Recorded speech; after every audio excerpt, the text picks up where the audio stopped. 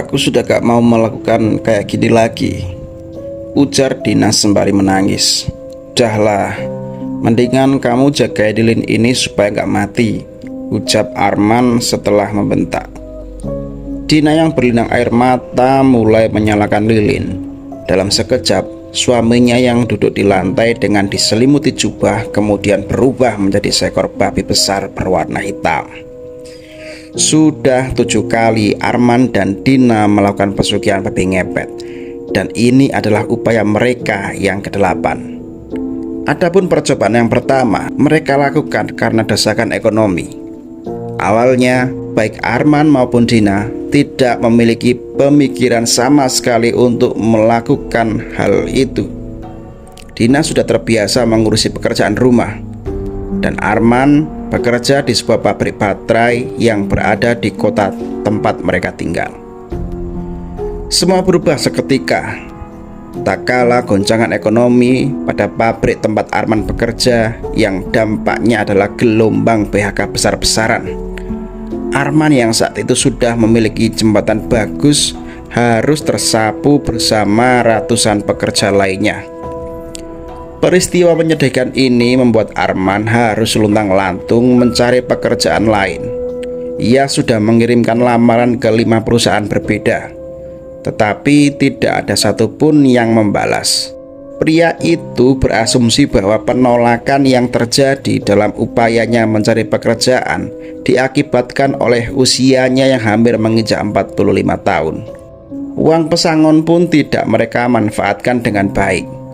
Baik Arman maupun Dina merasa tidak memiliki kemampuan untuk mengelola sebuah bisnis, sehingga mereka memilih untuk menyimpannya, berharap ada peluang bisnis yang cocok untuk mereka pekerjakan.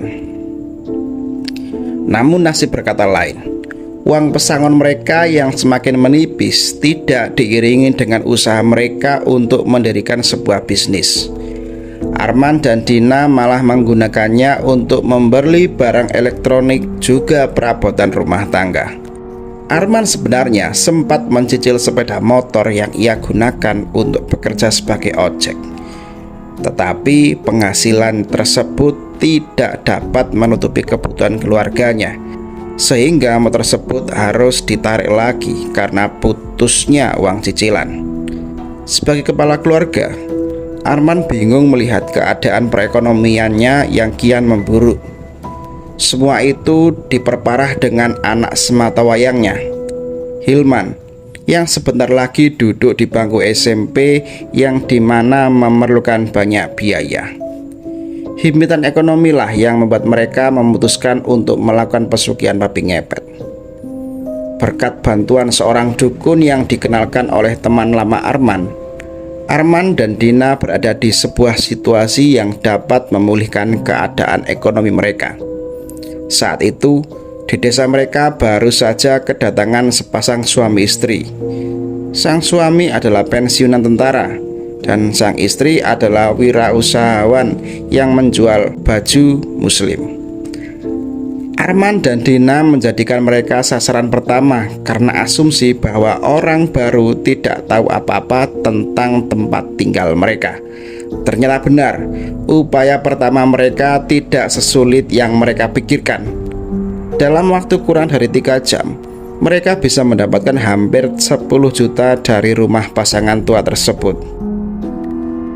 Tidak ingin jatuh di lubang yang sama, Arman dan Dina sepakat untuk mempergunakan uang haram tersebut untuk membuka warung sembako, sisanya untuk ditabung. Semenjak pesugihan yang pertama, keuangan mereka berangsur membaik. Hilman dapat bersekolah dengan tenang, dan pemasukan dari toko kelontong selalu bisa diandalkan setiap bulannya. Hanya saja, kedua hal itu tidak membuat Arman berhenti untuk melakukan pekerjaan setan itu. Sebelumnya, mereka sepakat bahwa mereka akan berhenti ketika dalam keadaan membaik.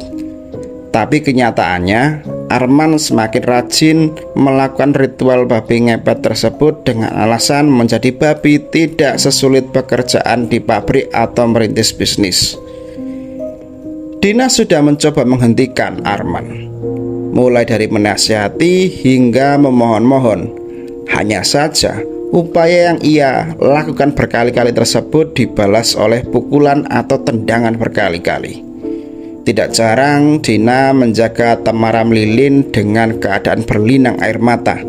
Seperti malam ini, ia sudah tidak tahan lagi dengan perlakuan Herman terhadapnya. Meski ia sungguh menyayangi keluarga kecilnya itu. Arman tiba di rumah sasarannya, rumah Ibu Jamila. Ia mengincar rumah tersebut karena baru genap 2 bulan ditinggal wafat oleh suaminya tanpa seorang anak, hanya seorang asisten rumah tangga yang setia. Arman mulai menggesek-gesekkan hidung ke pagar rumah Ibu Jamila yang tingginya hanya 1,5 meter. Entah bagaimana caranya, dengan menggesek-gesekkan hidung ke pagar rumah sasaran, uang si pemilik rumah otomatis berpindah ke hadapan Dina. Di hadapan Dina, uang pecahan 100.000 berserakan. Akan tetapi, wajahnya sama sekali tidak menunjukkan kebahagiaan. Ia memikirkan keselamatan Arman dan perasaan anak sematawayangnya, Hilman, jika tahu bahwa semua yang dimilikinya adalah hasil pesugihan. Saat sedang asik menggesek-gesekkan pagar, ada cahaya yang menyilaukan penglihatan Arman. Dalam wujud babi, dia terpenjara karena cahaya tersebut tidak beranjak, pertanda bahwa seseorang yang menggunakannya memperhatikannya. "Babi, ada babi!" teriak seorang pria di atas sepeda motornya. Arman tidak dapat melihat dengan jelas wajah pria tersebut karena ia panik dan memutuskan untuk melarikan diri. Melihat seekor babi berlari ketika diteriaki membuat si pengendara motor berpikir bahwa yang ia lihat bukanlah babi biasa. Ia kemudian maju sepeda motornya untuk mengejar Arman sambil berteriak untuk memberitahukan bahwa ada babi ngepet. "Babi ngepet! Ada babi ngepet!" Teriakan tersebut cukup keras untuk didengar sebuah desa yang setiap malam diselimuti dengan keheningan. Warga pun kaget atas peringatan itu dan spontan mengambil benda yang ada di sekitarnya untuk menghajar Arman yang lagi kocar-kacir. Kesempatan Arman untuk melarikan diri semakin kecil karena ia melihat sejumlah warga yang mengejarnya semakin banyak dan beberapa membawa tali dan senjata tajam. Arman tidak tahu harus berlari kemana. Ia hanya mencoba mencari jalan yang sekitarnya tidak ada orang. Meskipun begitu, upaya untuk menghindar dari amukan warga desa harus gagal karena peluru tembakan dari senapan angin. 2 butir peluru yang menembus paha membuatnya tumbang. Dalam wujud babi, Arman diikat dengan keadaan babak belur lalu diarak menuju kantor desa.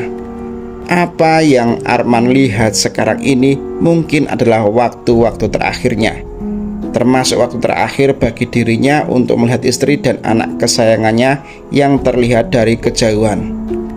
Pergi membawa 2 tas dan 3 bungkusan besar tanpa ia bisa memanggilnya.